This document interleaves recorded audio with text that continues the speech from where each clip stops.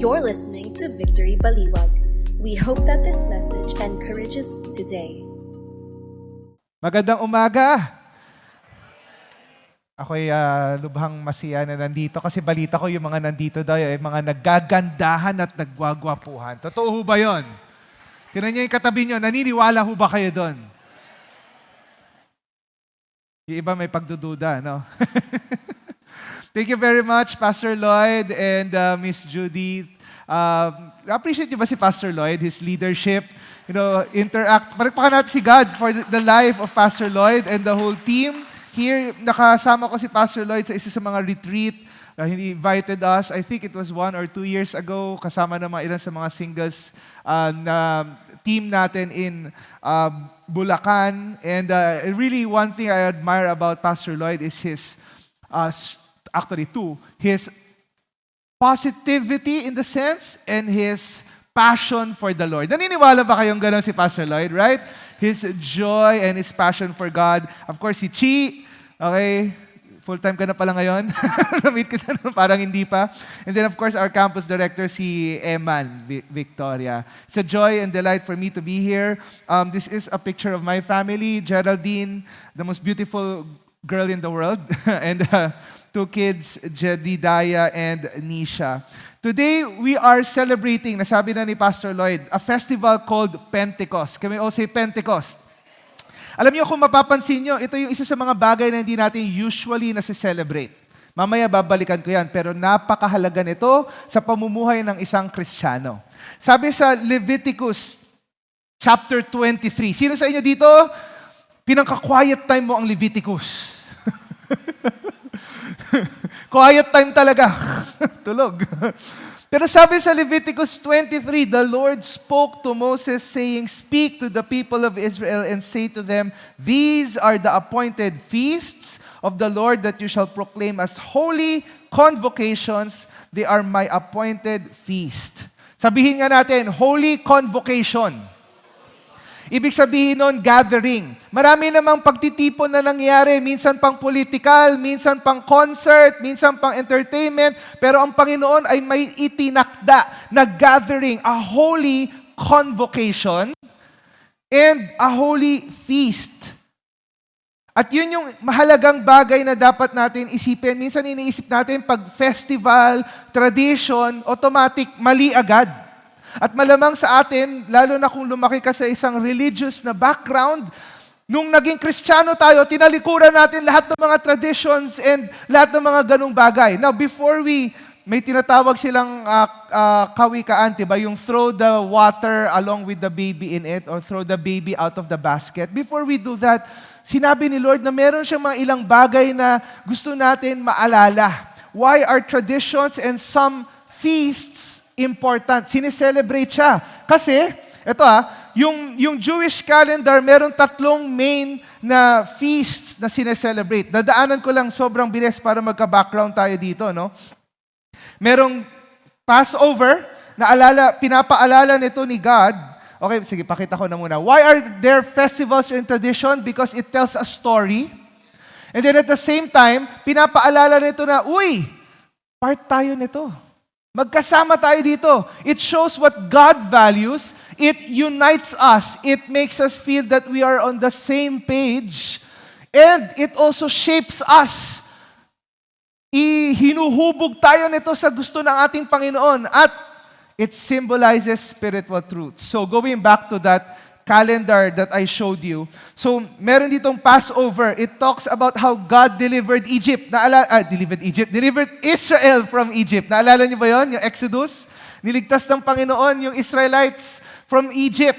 And it shows that they were spared from death by the blood of a lamb over the doorpost, yung Passover. Agriculturally, ito din yung symbol na merong paparating na harvest. A barley harvest. It points, symbol, diba? It points to that one person who is the first fruit. At sino yon? Jesus. The Passover lamb. The one, the first fruit of the things to come. Spring feast, Passover. Sineselebrate natin yan, hindi lang natin napapansin. Ito yung Holy Week natin. Yan. Yung fall feast, tabernacle, atonement, dito sa dulo, sa part na to, this one talks about naman it's a remembrance of the time that the Israelites were living in booths, mga tents. Pero, kahit na wala silang permanenteng pamumuhay at pamahay, the Lord provided. Naniniwala ba kayo that God provides? Right? And, during this time also, agriculturally, ito naman, pinapakita na yung harvest has come. It talks about all of the harvest, sa wakas, nakuha na. Ito, hindi pa natin ito nasi-celebrate. Kasi ito, mangyayari pa to pag bumalik ng ating Panginoon. Are you looking forward when the Lord comes back? Right? In all His kingdom and glory, hindi pa natin ma-celebrate yan. But one day, we are going to celebrate that. Excited na ba kayo doon? Lord, kunin mo na. Lord, kung ang impyerno ay ganito ka-init, naniniwala na ako sa iyo. So, ito yung Passover, fall, pero sa gitna nun, yung Pentecost. Ano yung Pentecost? It talks about the end of the barley harvest and the start of a wheat harvest. In Greek, it means 50th. Yung sinabi kanina ni Pastor Lloyd, 50th day from the resurrection or the Easter Sunday. Pentecost shows us that there will be a many more harvests to come. Hindi lang to harvest na pananim, pero harvest of souls. Naniniwala ba kayo na gusto natin makakita ng harvest of souls? Amen po ba? So, Passover, nangyari na. Ang tabernacle, hindi pa nangyayari. Ang Pentecost, nangyari na. At nandito po tayo sa gitna niyan. It already happened, and yet not yet. Nandito tayo sa gitna at namumuhay tayo sa tinatawag natin na already and not yet. So, intro ko pa lang po yan. Ngayon pa lang po tayo mag-start ng preaching. Can we all stand up? And I'd like to invite all of us here, kung meron kayong mga Bibles, open it to Acts chapter 2, verses 1 to 5. Acts chapter 2, verses 1 to 5. Pag-uusapan natin ngayon yung Pentecost. The harvest of the many. The already and the not yet. Kung nasaan tayo ngayon. When the day of Pentecost arrived, they were all together in one place. And suddenly there came from heaven a sound like a mighty rushing wind, and it filled the entire house where they were sitting.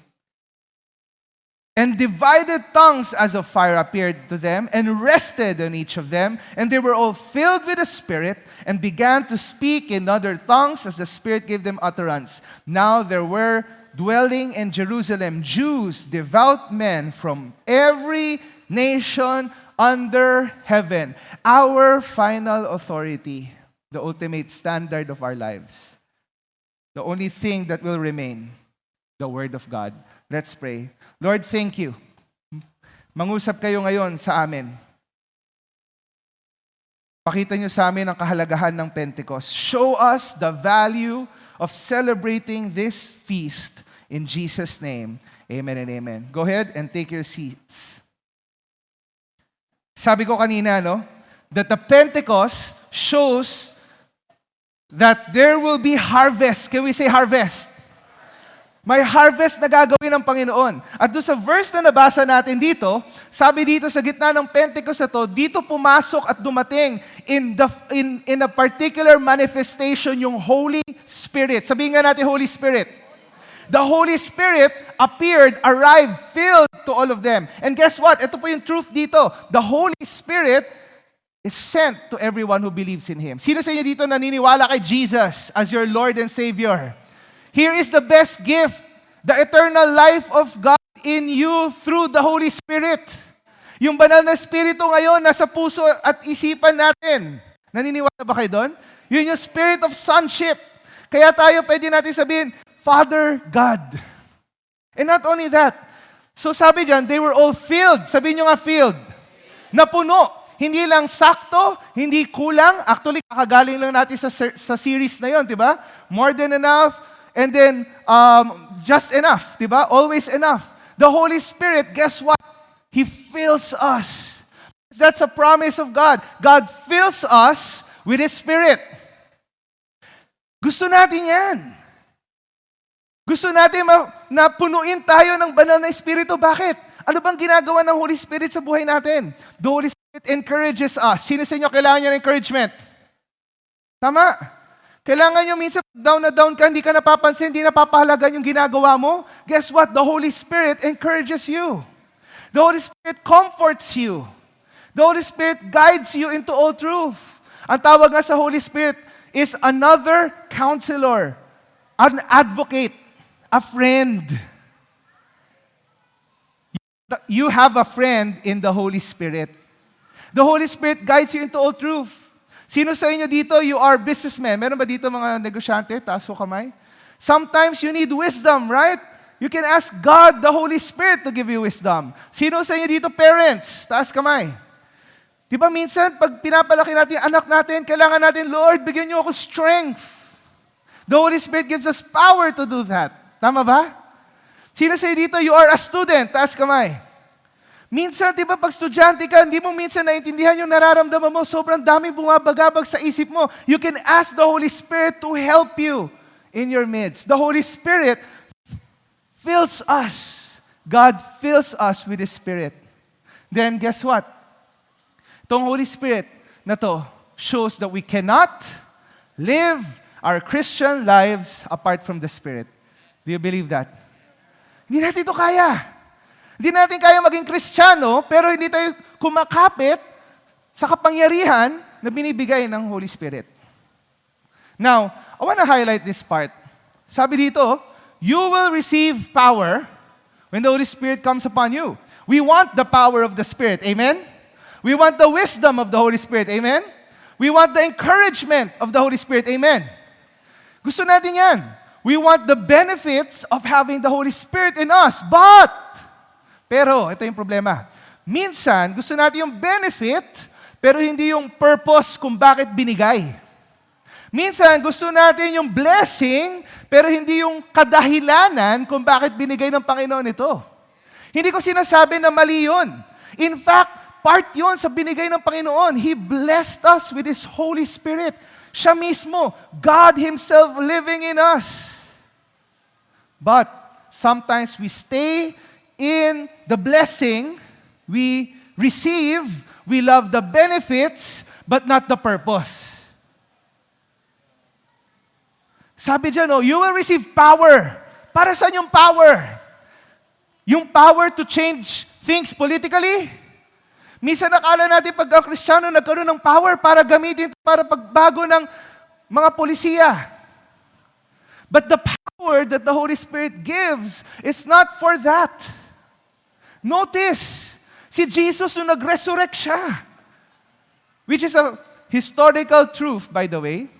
When Jesus rose from the dead, akala ng mga disciples, Lord, will you at this time bring the kingdom of God? Babaguhin mo na ba ang sistema ng mundo?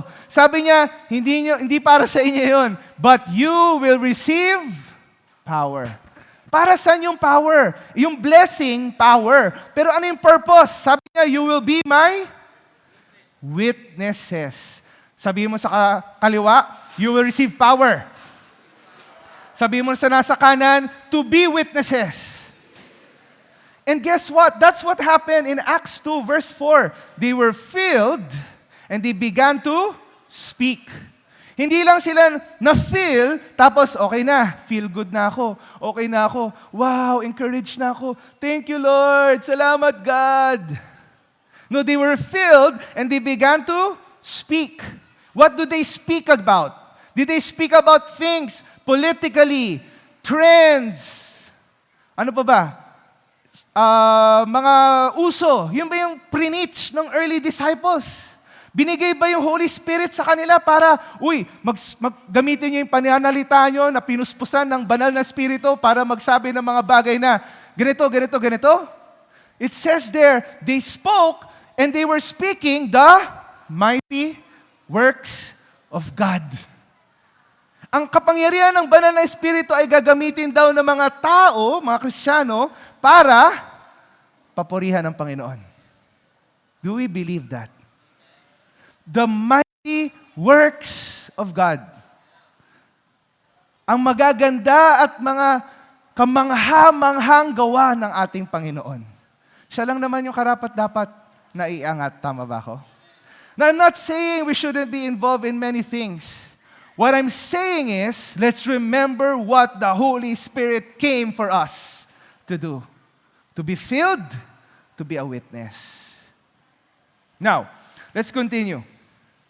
The Spirit fills us to be sent. Sabi mo sa katabi mo, the Spirit filled you. Pero balikan mo siya, to send you. Biglang naiba na, no? Hindi na ikaw. The Spirit filled us to be sent. What do I mean by this? Ito sobrang nakakatawa to. Next phrase. Now there were dwelling in Jerusalem Jews, devout men from every nation. And then the next slide, at this sound the multitude came together and they were bewildered because each one was hearing them speak in his own language. May miracle na nangyari. Naintindihan nila yung preaching kahit iba yung language nila. And they were all telling the mighty works of God. Ito minsan iniisip natin, ang paggawa ng mission ni God o yung mission ni Lord, yung pagpapalaganap ng mabuting balita, the preaching of the gospel, the advancement of the kingdom, pang mga pastor lang yan, pang mga spiritual people lang yan, pang mga small group leader lang yan. You know what? Here's something amazing. Yung Acts 2, during that time, represents the whole known world of their moment. Of course, marami pang ibang nations. Pero ito yung mga bansang yan. Tingnan nyo, north, south, east, west, pumunta sila doon. Narinig nila yung mabuting balita. Na-save sila. Naging Kristiyano sila. And then the Holy Spirit also came upon them. Sabi doon sa Acts 2, 3,000 were saved and were baptized. Yung mga pumunta galing dyan, mga quote-unquote ordinary Jews lang yan. Parang sabihin lang. Ibig sabihin, negosyante, pilgrims, hindi sila spiritual leaders, hindi sila church leader if you may.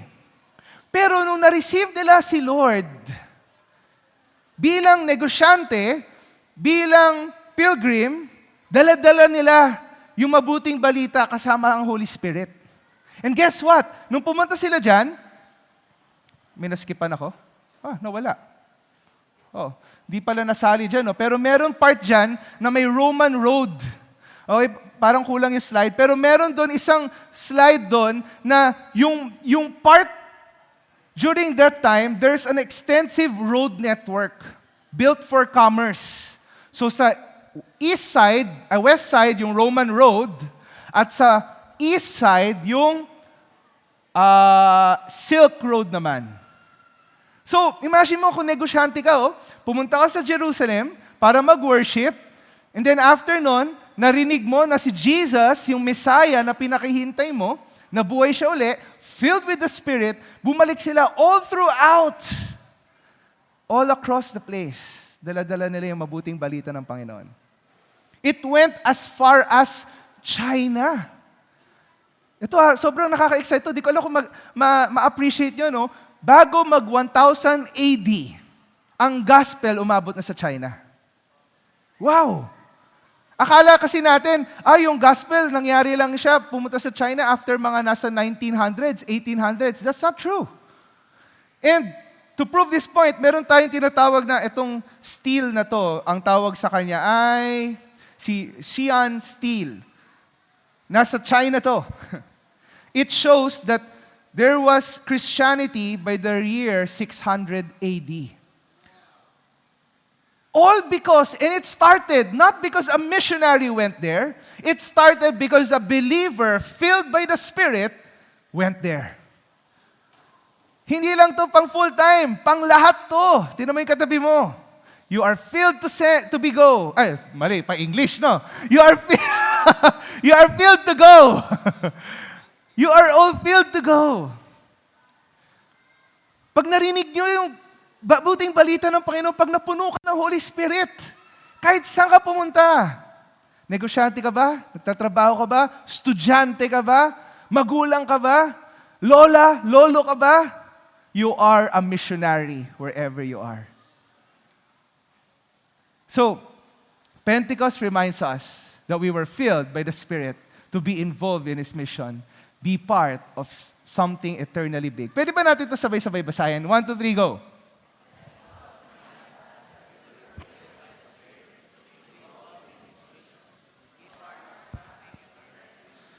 The gospel traveled through roads, ships, commerce, conversations, marketplaces, classrooms, and ordinary believers. Christianity spread because ordinary, spirit-filled believers lived sent. Ordinary people were filled to be sent wherever they are.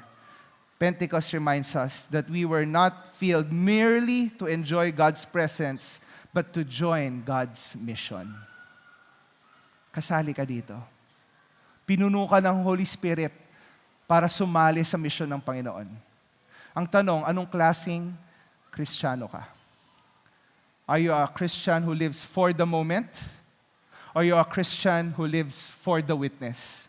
Or pag medyo Gen Z ka, for the. For the moment or for the witness? What do I mean? Alam niyo ba na may 4 E's of for the moment Christianity? Ano yung for the moment Christianity? Experience. Grabe! Pumunta ako dun sa service, na-feel good ako. Grabe, na-encounter ko si God, naiyak ako. I'm not saying that's wrong. But let me tell you why that's not enough. Next is excitement. Grabe, pinag-uusapan ngayon yung kailangan ko sa buhay. Business, love life, ano pa ba, mental health ko. Doon ako, nafe-feed ako doon. Excitement. Uy, may event. Uy, ayos to, may event. Pupunta ako dyan. Tapos, ang saya. Entertainment. That's for the moment Christianity. Gusto lang natin ma-feel, pero di natin ginagawa yung purpose ng Holy Spirit. Gusto natin ma-feel good. Fill me, Lord, with your presence. God, mangusap ka, feed mo ko. Pero hindi natin ginagawa yung mission ni God. Pero alam nyo, super convinced ako dito. Na itong church na to, hindi kayo for the moment Christians. Tama ba ako? Hindi kayo for the moment Christians. You are for the witness Christians. Tama ba ako? You are filled so that you could be a witness. Tama ba? Parang hindi kayo convinced, no? Parang napadoubt tuloy ako. I firmly believe that all of you here, imagine waking up early morning, coming here, and not only that, passionate to do the mission of God. Kung may 4 E's ang for the moment Christian, may 4 E's ang for the witness Christian. Para malaman nyo kung anong Kristiyano kayo. At gusto nyo malaman kung ano yung 4 E's na yun? Feeling ko kaya nyo hulaan yan. Come on, let's do it. Ano yung 4 E's na yun? Engage! Culture and community. Pumupunta kayo sa campuses nyo, pumupunta kayo doon sa lugar na hindi pa kilala si Jesus at iniisip nyo, paano ko dadalhin yung mabuting balita kay Lord? Establish. Hindi lang sapat ma-preach yan siya. Gusto mo makilala nila si Lord, lumalim sila sa relationship nila kay God. Tama ba ako? Equip. Gusto natin sila tulungan kung paano mamuhay ng tawa. Empower. Gusto natin sila isend para gawin nila yung purposes nila kay Lord. At naniniwala ko tong lugar na to, kayo ay hindi kayo for the moment Christian, kayo ay for the witness Christians. Tama ba yon? You are not just here because you want to feel good. You're not just here because you feel the power of the Spirit. You are here because you live on a mission. Tama ba ako? Kaya nga tayo dito, yung Pentecost, isi-celebrate natin. Ang mga Pinoy, mahilig tayo sa fiesta, tama ba? Fiesta pala ngayon? Nakalimutan ko, Santa Cruzan pala ngayon. So, sineselebrate natin yan. Guess what? Ngayon, every nation along with the whole history of the church, we will every year celebrate Pentecost to remind us that Pentecost, we were filled by the Spirit to be involved in His mission. Be part of something eternally big. Alam niyo iba ngayon, ito yung hinahanap nila, a big cause. Bakit ka bumabangon pag nahihirapan ka? Bakit ka kailangan ganado kung ang daming challenges na nangyayari sa mundo? Ang sagot doon, because God created you for something big. If you are here and you are a young person, high school, college, young professional, graduate ka na, ano na ngayon gagawin mo? Nandun ka sa trabaho mo, feeling mo stuck ka dyan. Pag wala kang purpose, grabe, manghihina ka. Ito yung purpose na hinahanap mo. You were filled to do something eternally big. Hindi lang pang mundong to, pero may eternal impact. Wala nang ganun, ha? Lahat ng mga NGO na naririnig natin, nothing wrong with that. Wala ng mga organizations na naririnig natin, nothing wrong with them. Ang may impact sa eternity. Only the preaching of the gospel and discipleship can change the trajectory of a person's eternity. That's the business you and I are in.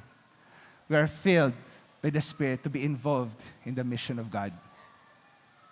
You know, Victory is part of every nation. Every nation is a global family of churches whose passion is to honor God by planting a campus-reaching church in every nation.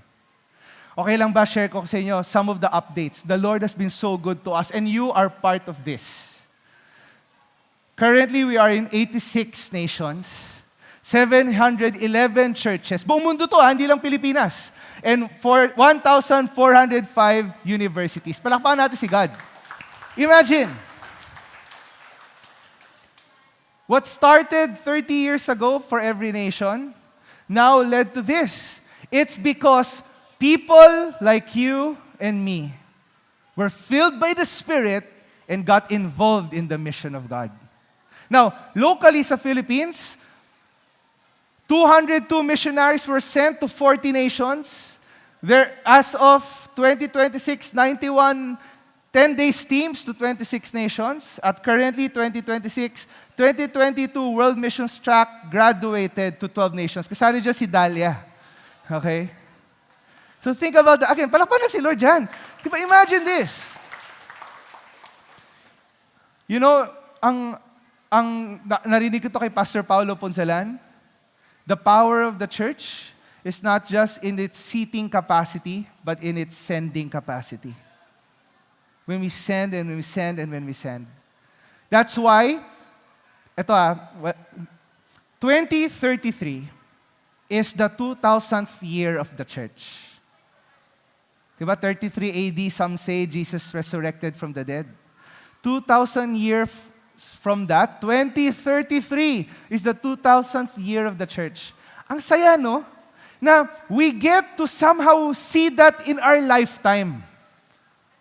Now, that's why as a movement, we want to be involved to something eternally big. Kaya tayo may tinatawag na Mission 2029. Ang goal ng Mission 2029 is to establish at least 20 churches, new churches, before 2029. Wala pang, may 3 years na agwat pa yon bago ang 2033. Imagine we get to be a part of this. Ang Philippines may focus, di ba? Etong yung buong mundo, pero yung Philippines, ang maganda dito, hindi lang isang area to, lahat to tulungan. Buong every nation tulungan. So meron tayo Azerbaijan, Guatemala, Italy, Lebanon, Egypt. Very quickly, dadaanan ko yan with the remaining time that I have. Ilan oras pa meron ako? 50 minutes. Sige. Okay. Hindi daw. Okay.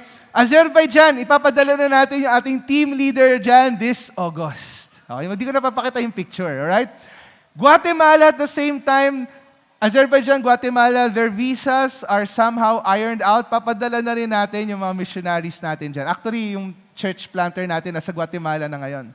Lebanon, alam natin na binobomba ngayon yung Lebanon. But did you know that we will continue the mission of God in good times or even in bad times? Good news for Lebanon, meron na tayong team leader na na-identify. Makikilala nyo rin sila in the next couple of months.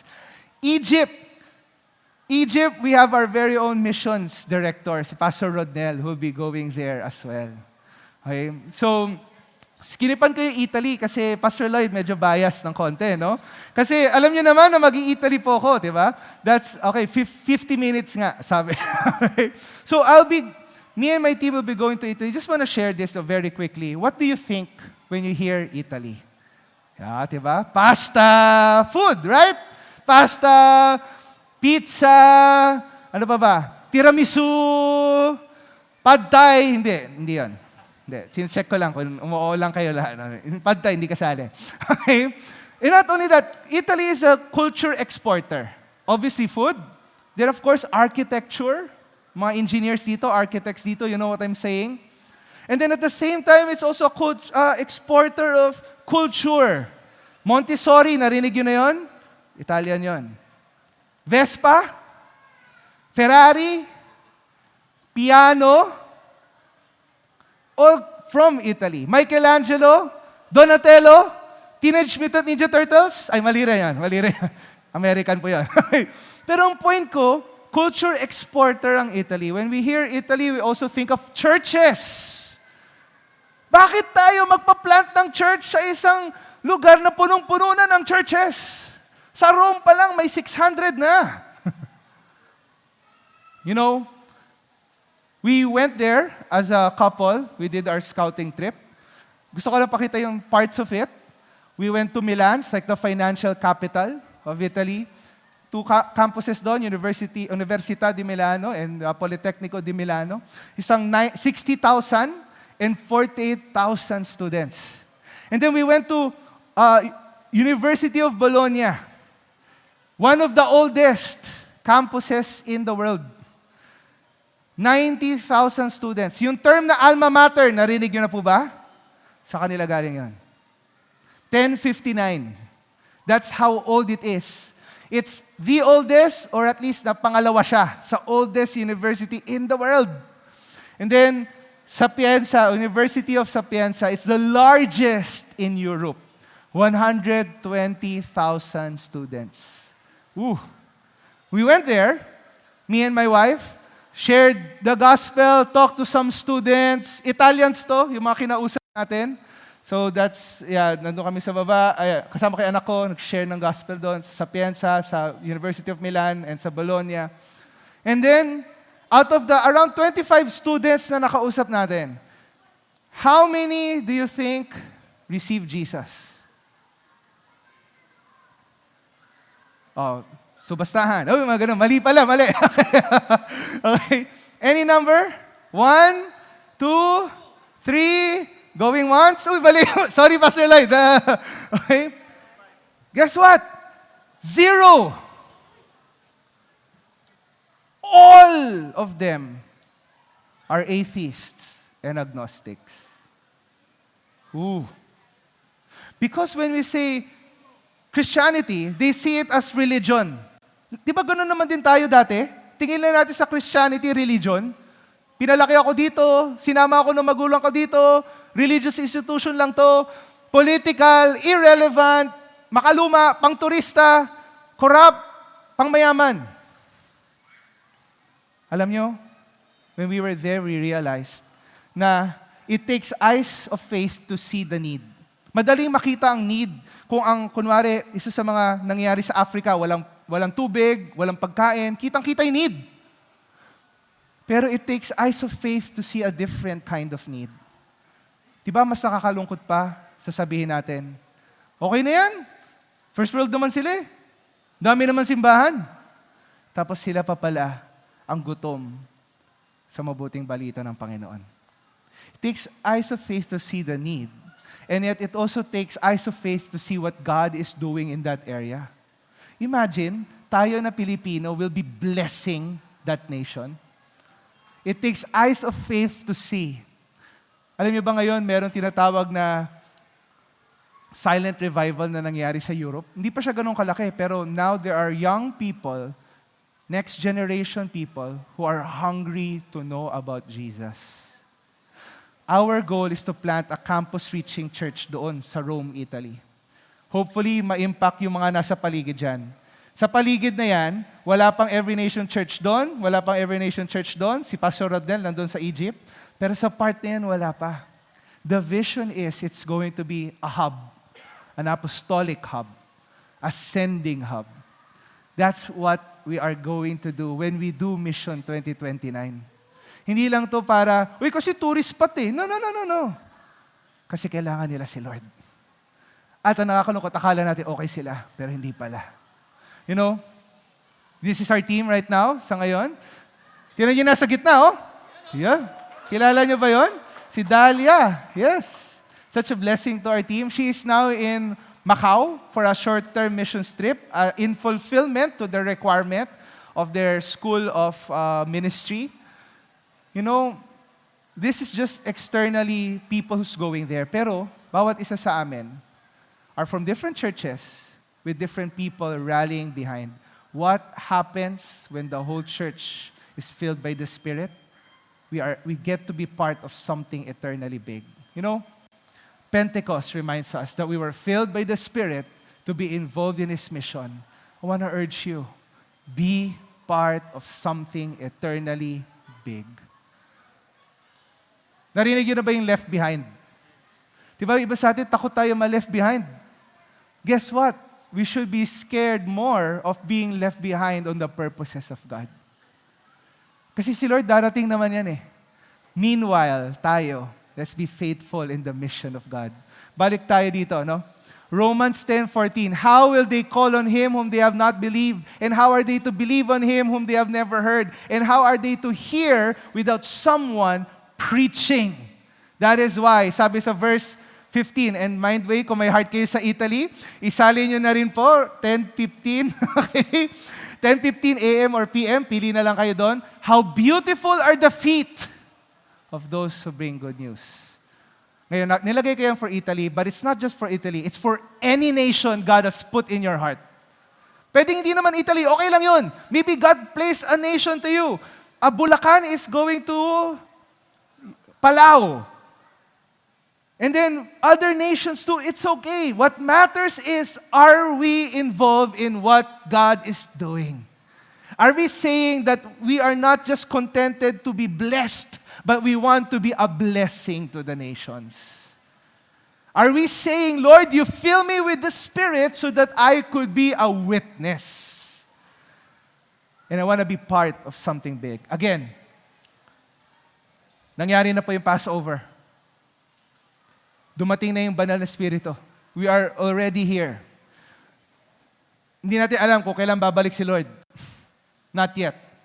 In the meantime, we are here.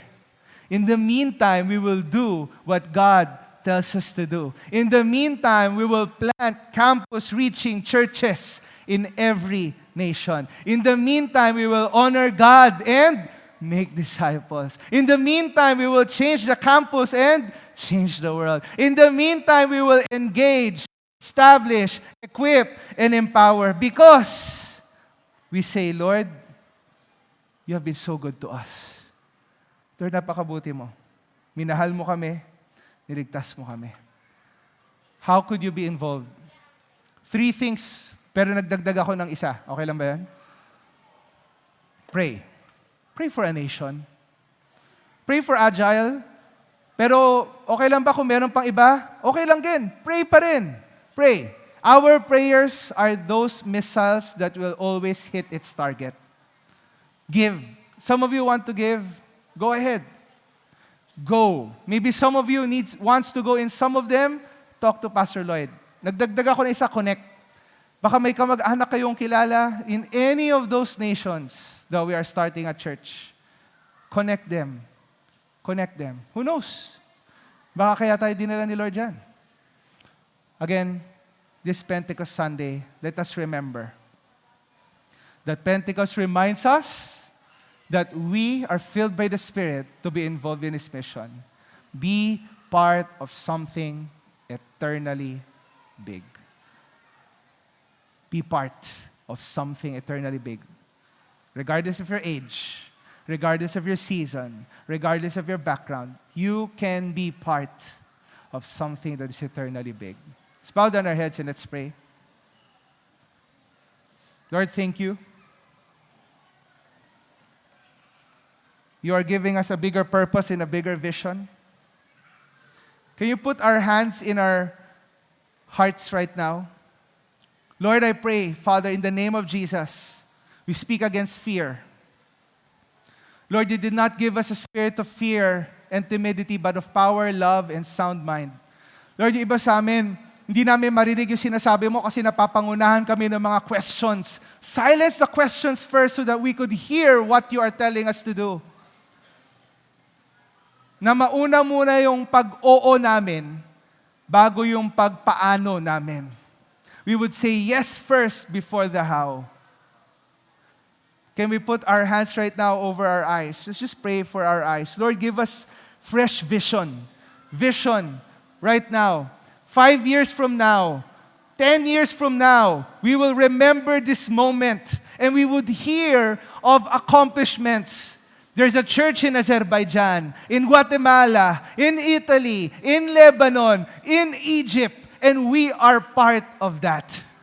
We would see many new nations. Next time, pag magkaroon ng Go Conference ulit, makakarinig kami ng mga lingwahe na hindi namin narinig nitong kailan lang. People speaking in other nations, languages as well. Give us a vision to see that the Spirit filled us so that we could go. And Lord, I pray right now, you can put down your hands right now. Some of you here, you are asking God to fill you once again with His Spirit. If that's you, I don't know what the reason is. Can you raise your hand? God the Holy Spirit, we are desperate for you. Fill us with wisdom. Fill us with guidance. Fill us with courage. Iba sa amin dito, kailangan namin ng Holy Spirit namin. Holy Spirit nyo sa workplace namin, sa trabaho namin. Lord, Holy Spirit, fill them. Some of them, their parents, asking for the intervention of the Holy Spirit. Fill us, O Holy Spirit. Holy Spirit, come. Holy Spirit, move. Holy Spirit, fill my brothers and sisters right now. Fresh fire, fresh wind, fresh anointing, O God. You can put down your hands right now. Lord, I thank you that you're putting in our hearts a burden for the nations. For the next couple of seconds, can we just be silent? God may be putting a burden in your heart. May nation siyang sasabihin sa inyo. Yung iba nasa Agile. Yung iba wala sa Agile pero nasa Mission 2029. Yung iba hindi nyo pa alam kung ano yung tawag doon sa bansang yon pero alam mo yung itsura ng flag. Yung iba parang pinapaalala sa inyo ni Lord, itong particular nation na to, bansang to have a burden for it.